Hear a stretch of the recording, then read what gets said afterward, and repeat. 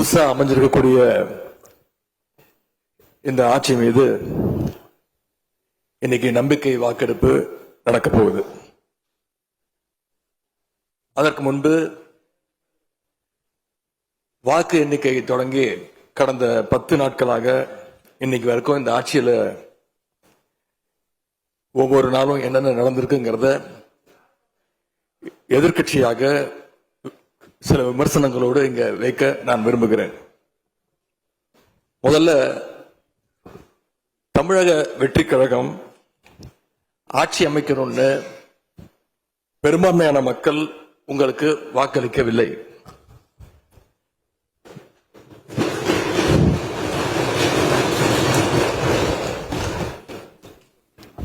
நடந்து முடிந்த சட்டமன்ற தேர்தலில்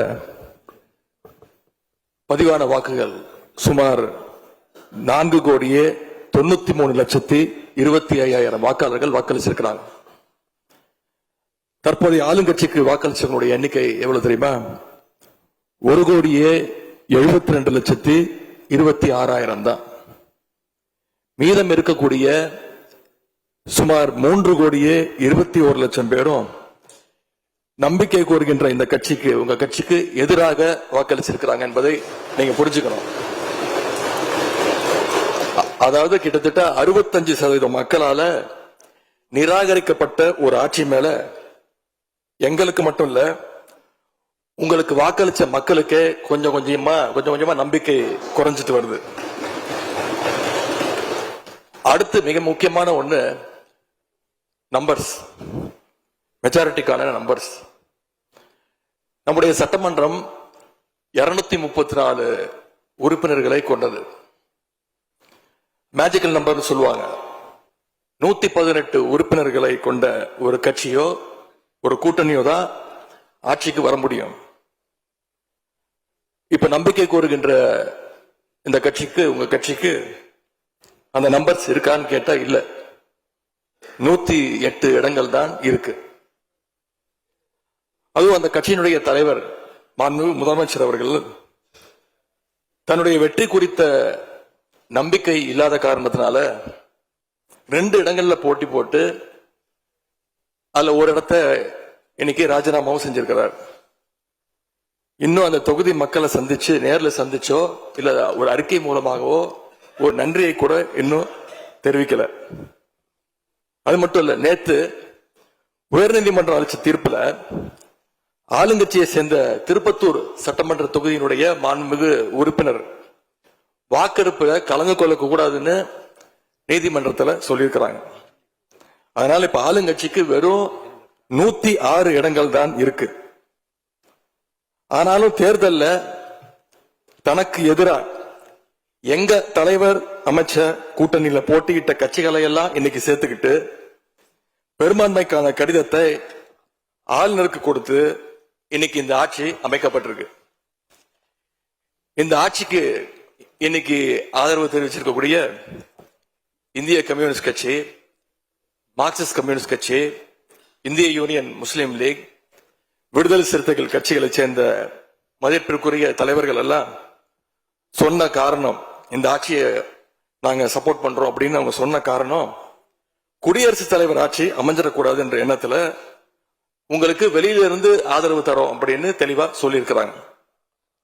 அதே நேரத்தில் இன்னொன்னு சொன்னாங்க, இப்பவும் அவங்க எங்க தலைவர் தலைமையிலான திராவிட முன்னேற்ற கழக கூட்டணியில தான் தொடருவோம்னு சொல்லியிருக்கிறாங்க. உங்களுக்கு ஆதரவு கொடுக்கும் போது அவங்க சொன்ன இன்னொரு காரணமும் இருக்கு, அதையும் நம்ம ஞாபகம் வச்சுக்கணும். மதச்சார்பற்ற ஆட்சி அமையணும்னு சொன்னாங்க. ஆனா இப்ப இங்க என்ன நடந்திருக்கு? உங்க கொள்கை எதிரின்னு சொன்ன பாஜக தலைமையிலான என்டிஏ கூட்டணியில போட்டியிட்ட ஒரு சட்டமன்ற உறுப்பினரை அந்த கட்சி தலைவருக்கே தெரியாம, அந்த கட்சி தலைவருக்கு தெரியாம திருட்டுத்தனமாக இந்த ஆட்சிக்கு ஆதரவு தர வச்சிருந்தீங்க. இப்ப நான் சொல்றது ரொம்ப டீசென்டான வெர்ஷன். அந்த திருட்டுத்தனமா அந்த வார்த்தையை மட்டும் நிக்கிறேன். அந்த கட்சி தலைவருக்கே தெரியாம இந்த ஆட்சிக்கு ஆதரவு தர வச்சீங்க.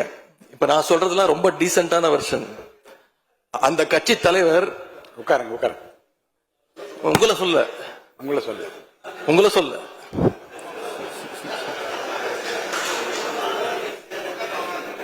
உட்காருங்க. மாண்பு உறுப்பினர் காமராஜ் உட்காருங்க. மாண்பு உறுப்பினர் காமராஜ் உட்காருங்க. மாண்பு உறுப்பினர் காமராஜ் உட்காருங்க. இப்ப நான் சொன்னதுல ரொம்ப டீசென்டான விஷயம் வருஷன். அந்த கட்சி தலைவர் திரு டிடிவி தினகரன் சொன்னது என்ன தெரியும்? சொன்னாரு, ஆட்சிக்கு வர்றதுக்கு முன்னாடியே குதிரை பேரத்துல ஈடுபடுறாங்கன்னு சொன்னார். நேற்று சொல்லியிருக்கிறாரு, மாற்றம்னு சொன்னீங்க, இது மாற்றம் இல்ல துர்நாற்றம் அப்படின்னு சொல்லியிருக்கிறார்.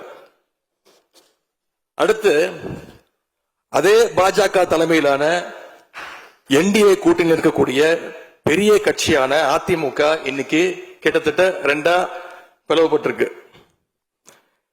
பிளவுபட்ட ஒரு குரூப் உங்களுக்கு ஆதரவு தெரிவிச்சிருக்கிறாங்க. அடுத்து நடந்த இன்சிடென்ட் தான் மிகப்பெரிய ஒரு ட்விஸ்ட். பிளவுபட்ட குரூப்ல இருக்கக்கூடிய ஒரு தலைவரோட வீட்டுக்கு ஒரு புது சோஃபா போகுது. சோஃபா பின்னாடியே புது முதலமைச்சரும் அந்த வீட்டுக்கு போறாரு. புதுமையான ஆட்சின்னு சொன்னீங்க. இன்னைக்கு புஷ்பா பட பாணியில ஆட்சி நடந்துகிட்டு இருக்கு. தமிழ்நாட்டு வரலாற்றிலேயே முதன்முறையாக, இந்திய வரலாற்றிலேயே முதன்முறையாக ஒண்ணு நடந்திருக்கு. என்னன்னா, கட்சி தாவறதுக்கு முன்னாடியே அந்த குரூப் தலைவர் வீட்டுக்கு போய் இவ்வளவு ஓப்பனா அவங்களுக்கு இன்விடேஷன் கொடுத்தத இதுவரைக்கும் இந்தியாவில் யாருமே பார்த்தது கிடையாது. இத பார்த்துட்டு மக்கள் இன்னைக்கு என்ன தெரியுமா கேட்கிறாங்க? சேஞ்சுன்னு சொன்னீங்களே, இந்த சேஞ்சுக்கு பின்னாடி மிகப்பெரிய எக்ஸ்சேஞ்ச் இருக்கோ அப்படின்னு மக்கள் சந்தேகப்படுறாங்க. இப்படிப்பட்ட ரொம்ப புதுமையான வித்தியாசமான செயல்பாடுகளால நம்பிக்கை வாக்கெடுப்பு கோரும் முன்பாகவே இந்த ஆட்சி அவங்களுக்கு வாக்களிச்ச மக்களுடைய நம்பிக்கையை இழந்துருச்சு. இவங்களுக்காக ஆதரவு கொடுத்த எங்க தோழமை இயக்கங்களுடைய நம்பிக்கையையும் கொஞ்சம் கொஞ்சமா சரிச்சிட்டு இருக்கு. தேர்தல் நேரத்தில் ஊழல் சக்தின்னு சொன்னீங்க. ஆனா இன்னைக்கு சோசியல் மீடியால மக்கள் உங்களை பார்த்து கேள்வி கேட்க ஆரம்பிச்சிட்டாங்க. என்ன கேட்கிறாங்க தெரியுமா? அந்த ஊழல் சக்தியோடு சேர்ந்து இருக்கக்கூடிய ஆளுங்கட்சிய இப்ப என்ன சக்தின்னு கூப்பிட போறாங்க. கிளீன் கவர்மெண்ட் சொன்னாங்க. இதுதான் உங்க கிளீன் கவர்மெண்ட் லட்சணமானு மக்கள் கேட்க ஆரம்பிச்சிட்டாங்க. இப்படி நீங்க கூவத்தூரையும் மிஞ்சுற அளவுக்கு அடிக்கிற கூத்த பார்க்கும் போது இந்த அரசு எத்தனை நாளைக்கு நீடிக்க போகுதுன்னு மக்களுக்கு அந்த சந்தேகம் வர ஆரம்பிச்சிருச்சு. முதல் கோணலே முற்றிலும் கோணல்ன்ற மாதிரி உங்க நடவடிக்கை எல்லாமே இன்னைக்கு மீம் கண்டென்ட்டா மாறிடுச்சு. மாண்பு முதலமைச்சர் அவர்கள் தன்னுடைய தேர்தல் பிரச்சாரத்துல பெயர் சொல்லக்கூட தயங்கிய அந்த மற்றும் சிலர் கட்சியிலிருந்து ஒரு சிலரை நேற்று சந்திச்சிருக்கிறார். அந்த மற்றும் சிலரில் இருந்து ஒரு சிலர் அமைச்சராக வருவதற்காகவும் வாய்ப்புகள் இருப்பதா செய்திகள் வருது. அந்த வருங்கால மற்றும் சிலர் மாண்புகளுக்கு எங்களுடைய அட்வான்ஸ் வாழ்த்துக்கள். இப்படி எங்க கூட்டணி கட்சியில் இருந்த கட்சிகள் மற்றும் சிலர் கட்சிகளிடமிருந்து கடன் பெற்ற சட்டமன்ற உறுப்பினர்கள் தான் இன்னைக்கு இந்த அரசு நடந்துகிட்டு இருக்கு. இப்படி எம்எல்ஏக்களை எல்லாம் கடன் பெற்று ஆட்சி நடத்துகின்ற முதலமைச்சர் தான் அளித்துள்ள போலி வாக்குறுதிகளை நிறைவேற்ற முடியாதுன்னு தெரிஞ்ச உடனே முந்தைய அரசு, அதாவது எங்களுடைய அரசு வளர்ச்சிக்காக பெற்ற கடன் குறித்து தவறான கருத்துக்களை தந்து மக்களை இன்னைக்கு திசை திருப்ப முயற்சி செஞ்சு கொண்டிருக்கிறார். பெரும்பான்மையும் இல்லாத, அரசியல்ல அடிப்படை நேர்மையும் அல்லாத இந்த அரசு நல்லாட்சி தரும், தமிழ்நாட்டு மக்களுடைய உரிமைகளுக்காக போராடும்னு மக்களுக்கு துளியும் நம்பிக்கை இல்லை. முக்கியமான ஒரு விஷயத்தை இங்க நான் பதிய வைக்க விரும்புகிறேன். உங்களுக்கு ஓட்டு போட்ட மக்களே நடக்கிறதெல்லாம் பார்த்துட்டு ஒரு பெரிய தப்ப பண்ணிட்டோமோன்னு இன்னைக்கு வருத்தப்பட ஆரம்பிச்சுட்டாங்க. மக்களுடைய அந்த உணர்வை வெளிப்படுத்தும் விதமா இந்த ஓட்டெடுப்புல கலந்துக்காம திராவிட முன்னேற்ற கழக உடன்பிறப்புகள் நாங்க, உறுப்பினர்கள் நாங்க வெளிநடப்பு செய்ய போறோம். நாங்க வெளிநடப்பு செஞ்சாலும் அதனால பேரவையுடைய எண்ணிக்கை அளவு குறைஞ்சு நீங்க நிச்சயம் இந்த வாக்கெடுப்புல வெற்றி பெறதான் போறீங்க. அப்படி வெற்றி பெற்ற பிறகாவது மக்களுடைய நம்பிக்கையை காப்பாற்றுற மாதிரி உங்களுடைய பணிகள் இருக்கணும், உழைங்க. எங்க தலைவர் திரு முத்துவேல் கருணாநிதி ஸ்டாலின் அவர்கள் கடந்த 5 வருஷமா ஒவ்வொரு குடும்பத்துக்கும் பார்த்து பார்த்து திட்டங்களை நிறைவேற்றி கொடுத்தார். அந்த திட்டங்களை எல்லாம் நீங்க தொடரணும். தயவு செஞ்சு அதுல அரசியல் செய்ய வேணாம். ஏன்னா இந்த மாசம் 15ஆம் தேதி கலைஞர் மகளிர் உரிமை தொகை 1,31,00,000 தாய்மார்கள் காத்துக்கிட்டு இருக்கிறாங்க. இந்த 1000 ரூபாய் வருமா அப்படின்னு காத்துக்கிட்டு இருக்கிறாங்க. அதே மாதிரி புதுமை பெண் திட்டம், தமிழ் பொதுவுடன் திட்டங்கள்ல காலேஜ் போற ஸ்டூடெண்ட்ஸ் அவங்களுக்கு வர மாசம் வர கல்வி ஊக்கத்தொகை 7ஆம் தேதி கொடுத்திருக்கணும். இது வரைக்கும் வரல. அவங்களும் காத்துக்கிட்டு இருக்கிறாங்க.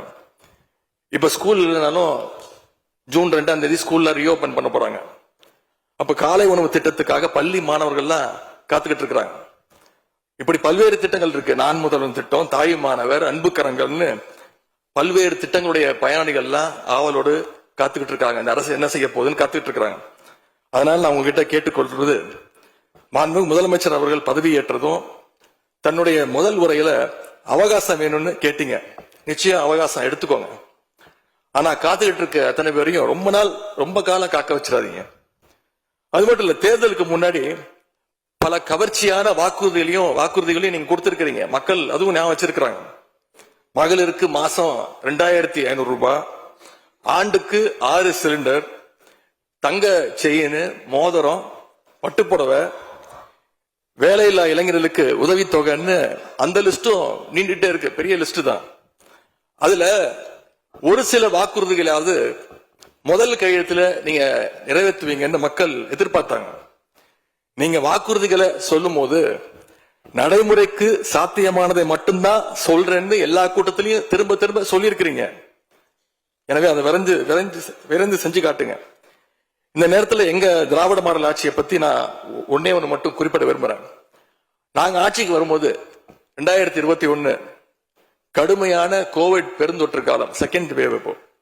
அப்ப மாநிலத்துடைய பொருளாதார வளர்ச்சி எவ்வளவு தெரியுமா? வெறும் 0.7%. அந்த நிலையிலையும் இந்தியாவிலேயே பொருளாதார வளர்ச்சியில நம்பர் 1 மாநிலமாக இன்னைக்கு தமிழ்நாட்டை எங்களுடைய தலைவர் மாத்தி காட்டியிருக்கிறார். நாங்க நம்பர் 1 மாநிலமா மாத்திட்டு தான் ஆட்சியை விட்டு போயிருக்கோம். உங்க ஆட்சியை பொறுத்த வரைக்கும் வெறும் இன்ஸ்டாகிராம்ல ரீல்ஸ் ஆட்சியா இல்லாம ரியல் ஆட்சியா நடத்துங்க. அது மட்டும்தான் மக்களுடைய கோரிக்கை.